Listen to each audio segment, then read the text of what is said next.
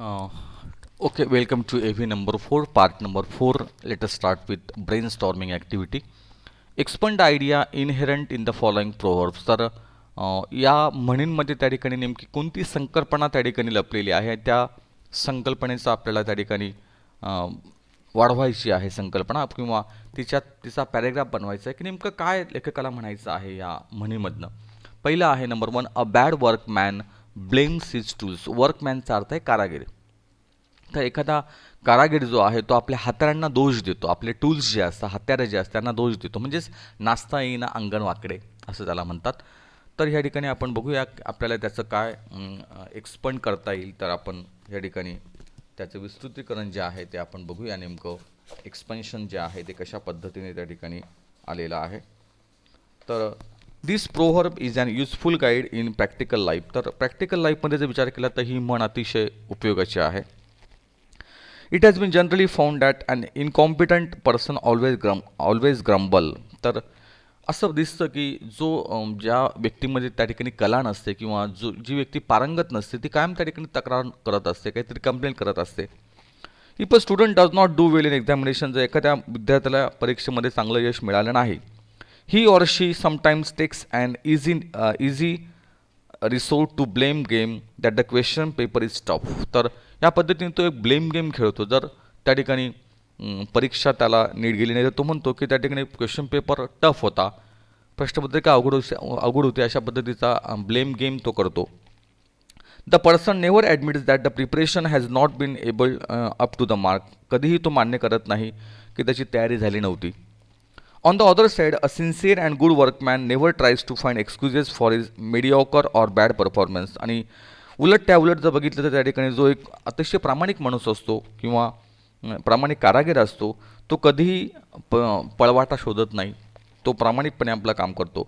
He probably thinks grumbling is a confession of his personal weaknesses. तर तो काय मासा विचार करतो की तक्रार करणं म्हणजे त्या ठिकाणी आपल्या ज्या उणिवा आहेत त्या उणिवा आपण त्या ठिकाणी दाखवत असतो. Difficulties are parts and parcel of our lives. आणि म्हणून त्याने असं म्हटलं आहे की हे बघा, शेवटी अडचणी ज्या असतात त्या जीवनाचा अविभाज्य अंग आहे. And we have to learn to overcome by putting our best foot forward rather than finding fault with others. तर इतरांकरता दोष काढण्यापेक्षा आपण पुढे चाललं पाहिजे. Or may be unfavourable situation, वाईट परिस्थिती असेल तिला आपण त्या ठिकाणी ओलांडलं पाहिजे आणि पुढे गेलं पाहिजे. It is better to find out the reason for the performance which is not up to the mark. तर त्या ठिकाणी एक चांगलं कारण शोधून त्या ठिकाणी आपण आपला परफॉर्मन्स त्या ठिकाणी सुधारवायला पाहिजे. One has to find out the remedy for the shortcomings. आपल्या ज्या उणिवा असतील किंवा वैगुण्य असतील त्याच्यावर आपण उपाय शोधू शकतो. And to need to have faith on one's own self to raise the bar of his execution. तर आपल्या स्वतःवरचा विश्वास जो आहे तो वाढवणं त्या ठिकाणी गरजेचं आहे. आणि तक्रार न करता त्या ठिकाणी आपण त्या ठिकाणी जो तक्रार करतो तो त्याला येत नाही असं आपण त्या ठिकाणी म्हणतो. If the tools are bad they can be mended. जर त्या ठिकाणी खरंच त्या ठिकाणी हातारे तुमचे चुकत असतील, हातारे बरोबर नसतील तर त्या ठिकाणी आपण ते दुरुस्त करू शकतो. Not by crumbling but by removing the defects. पण तक्रार करून त्या ठिकाणी होईल का, त्या दुरुस्ती कशी करता येईल असं आपण बघितलं पाहिजे. A good workman does exactly that and does not waste time complaining. तर चांगला कारागीर जो आहे तो या पद्धतीने कधीही तक्रार करत नाही, तर तो तक्रार न करता तो आपलं काम चांगल्या पद्धतीने करण्याचा प्रयत्न करत असतो. Patience and पर्सिव्हरन्स can fetch definite rewards. सगळ्यात महत्त्वाचं संयम आणि चिकाटी जी आहे ती आपल्याला यश मिळवून देत असते. Everything is possible to achieve for a sincere worker whereas all things are impossible for a lazy person. तर जो सिन्सिअर आहे, जो प्रामाणिक आहे, त्याला कुठली गोष्ट त्या ठिकाणी सहज साध्य असते.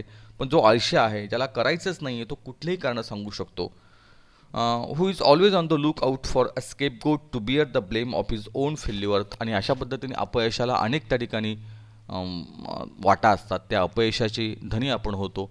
तर कारणं न सांगता त्या ठिकाणी जर आपण काम केलं ते निश्चितच त्या ठिकाणी आपल्याला एक समाधान जे आहे ते मिळत असतं. तर अशा पद्धतीने आपण ही जी संकल्पना आहे तिला आपण वाढवलं किंवा तिचा एक पॅरेग्राफ जो आहे तो आपण तयार केला. त्यानंतर पुढची जी म्हण आहे, one should eat to live not live to eat. तर one should eat to live, एखाद्याने जगण्यासाठी खावं, खाण्यासाठी जगू नये. One should eat to live not live to eat. म्हणजे ईट टू लिव्ह जगण्यासाठी खावं खाण्यासाठी जगू नये असं म्हणतात. तर जगण्यासाठी खायला पाहिजे का खायच करायची? तर या बाबतीत त्या ठिकाणी आपण लिहू शकतो.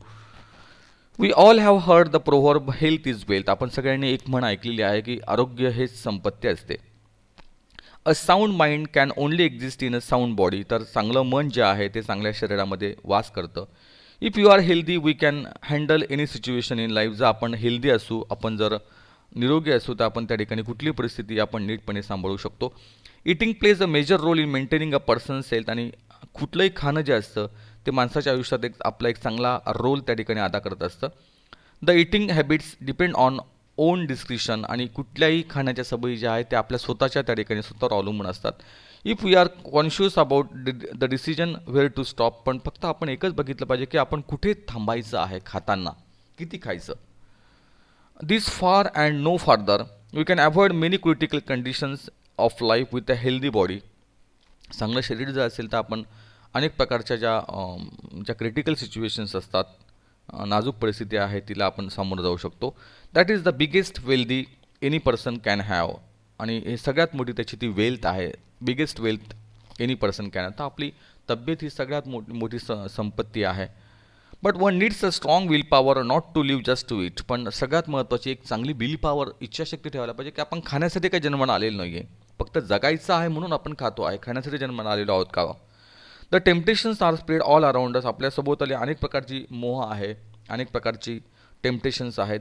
सम people have the habit of eating to their heart's content. काही लोकांना इतकी सवय असते की अगदी यथेच्छ ते खातात, यथेच्छ भोजन करतात. And consoling themselves saying that it is just one day only. आणि अजून स्वतःला म्हणतात की नाही, आजच्याच दिवस मला एवढं खायचं आहे.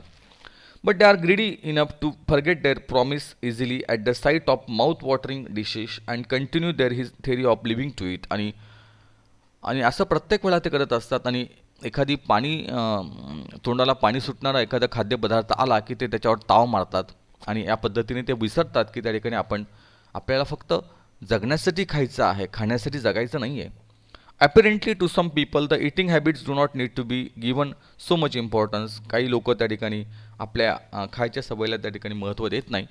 Because they feel that the modern technologies use in the gyms will compensate for the loss of over eating. कारण त्यांना असं वाटतं की त्या ठिकाणी अलीकडचे जे आधुनिक तंत्रज्ञान आलेलं आहे, जिम वगैरे जे आहेत, त्या ठिकाणी आपण आपली एनर्जी त्या ठिकाणी कमी करू शकतो, एनर्जी बर्न करू शकतो. Work hard in the gym and you can eat anything. तर तुम्ही कितीही खा आणि जिममध्ये घाम गाळा, असा काही लोकांचा फंडा असतो. So after coming out of the gym they consume a big mug of cold coffee with cream from a reputed coffee shop and do not feel guilty about it. आणि म्हणून त्या ठिकाणी जिम झाल्यानंतर ते भरपूर खातात, यथेच्छ त्या ठिकाणी भोजन करतात. Not only home cook delicious food but all sorts of junk food are included in their list of food. फक्त घरातलंच अन्न आहे, तर जंक फूड ज्याला आपण वडा असेल, समोसे असतील, भेळ पाणीपुरी असेल, हे जंक फूड आहे ते खातात. Food is essential for one survival. तर अन्न हे आपल्या जगण्यासाठी आवश्यक असतं. But excess of anything is bad. पण अशा पद्धतीने जास्तीचं खाणं हे चांगलं नसतं. It is not about restrictions only, it is about how one can balance and enjoy the food. पण त्या ठिकाणी एक बॅलन्स ठेवला पाहिजे की म्हणजे अति खाणं आणि मसनात जाणं असं म्हणतात, की किती खावं, तर खाण्यासाठी त्या ठिकाणी जगू नका, जगण्यासाठी खा, हे अतिशय महत्त्वाचं आहे.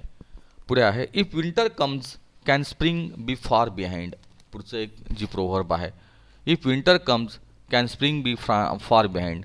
जर हिवाळा आलाच आहे तर त्या ठिकाणी त्यानंतरचा वसंत जो आहे तो फुलणार आहे, असं शैली ह्या लेखकाने, आपल्या कवीने म्हटलेलं आहे. जर म्हणजे दिवस बसून राहत नसतात, की कुठलाही दिवस बसून राहत नसता, आलेल्या अडचणी ज्या आहेत त्या सॉल्व होतात, प्रॉब्लेम संपत असतात आणि पुन्हा नवीन त्या ठिकाणी एक आशावाद जो आहे तो जन्माला येत असतो, असं त्यांना म्हणायचं आहे.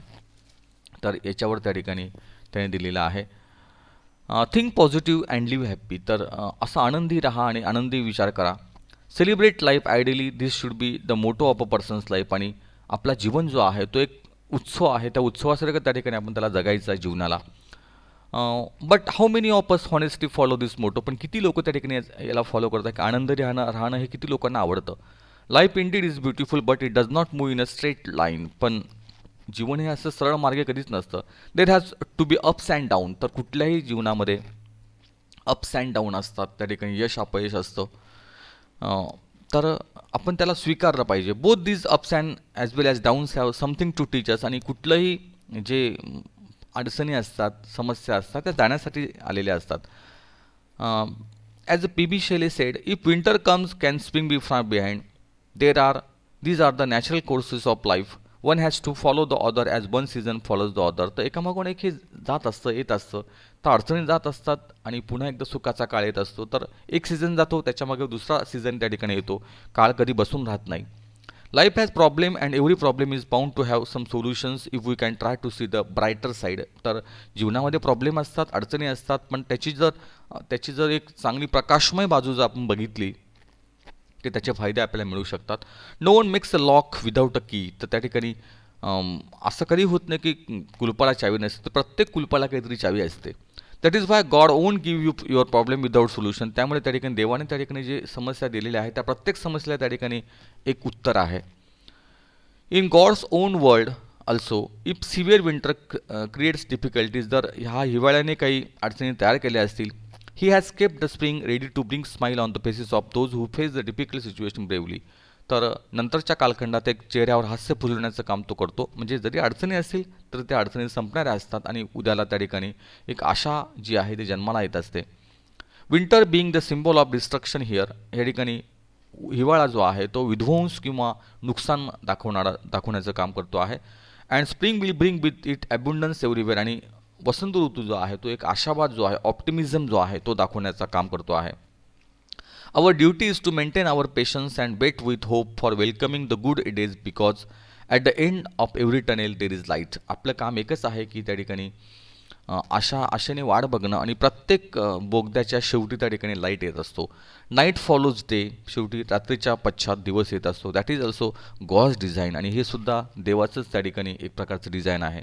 If we crumble with the pressure of frustration and make ourselves fatigue, how will we enjoy the brightness of the day. जर आपण आपल्याच निराशेमध्ये, आपल्याच निराशात जर आपण राहत असतो तर त्या ठिकाणी जीवनाचा आनंद आपण कसा लुटू. तर त्या ठिकाणी सगळ्यात महत्त्वाचं आहे, अडचणी ह्या जाणाऱ्या असतात, फक्त थोडा आपला पेशन्स ठेवा, टॉलरन्स ठेवा आणि आपण पुढे जाऊ शकतो. त्यानंतर beauty is truth, truth is beauty हे एक प्रोव्हर्ब आहे. तर सौंदर्य हे सत्य आहे आणि सत्य हे सुंदर आहे. तर हे एक त्याने म्हणलेली आहे. नंतर आहे fools rush in where angels fear to tread. तर fools rush in where angels fear to tread. Alexander Pope जो आहे तर म्हणतात की या ठिकाणी म्हटलं experience is the best teacher. तर सगळ्यात महत्त्वाचा अनुभव हा सगळ्यात चांगला गुरु असतो आणि अनुभव असेल तर त्या ठिकाणी काहीही आपण करू शकतो असं त्याला म्हणायचं आहे. तर अशा काही 2 संकल्पना या ठिकाणी अजून आलेल्या आहेत. आणि पुढे A2मध्ये आलेला आहे complete the tabular columns to specify dos and don'ts associated with expansion of ideas. तर काय करायचं आणि काय करायचं नाही ते या ठिकाणी सांगा. तर कुठलीही संकल्पना ज्या वेळेला तिला वाढवायचं असेल, तिला मोठं करायचं असेल त्यावेळेला काय करायला पाहिजे. तर बिगिन इम्प्रेसिव्हली. तर त्याचा एक चांगली सुरुवात करा. सगळ्यात महत्त्वाचं do not go of track. तर विषय सोडून भरकटू नका, विषय सोडून जाऊ नका असं त्याने म्हटलेलं आहे. Second, use clear symbolism. एक चांगली प्रतिकात्मकता जी आहे ती वापरा. Focus on words and expression. त्या ठिकाणी शब्द आणि वाक्यांश जो आहे त्याच्यावर त्या ठिकाणी भर द्या. Should be unity and clarity of thoughts. त्या ठिकाणी एक भाषा आणि विचारांचं एक स्वच्छता, विचारांची स्पष्टता त्या ठिकाणी पाहिजे. हे करायला पाहिजे. त्यानंतर do not remove topic sentence. वाक्याचं जे वाक्य त्या ठिकाणी जे आहे, जी प्रोवर्ब आहे, ज्याच्यावर बोलायचं, ज्याच्यावर लिहायचं आहे तर ते वाक्य सोडू नका. Do not add irrelevant points. त्या ठिकाणी जे असंबंधित पॉईंट्स आहेत, असंबंधित मुद्दे आहेत त्यांना ॲड करू नका. Don't use too many ideas. जास्त संकल्पना ज्या आहेत त्यांना ॲड करू नका. त्यांच्यात जास्त संकल्पनाला भर टाकू नका असं त्याने म्हटलं आहे. तर अशा पद्धतीने एखादी संकल्पना आपण कशी वाढवू शकतो ते आपण ह्या टॉपिकमध्ये शिकलेलो आहे. एक्सप्लेनेशन ऑफ आयडियाज जे आहे ते या पद्धतीने आपण पूर्ण केलेलं आहे. तर इथे आपण थांबूया आणि पुढच्या टॉपिककडे आपण वळूया. थँक्यू.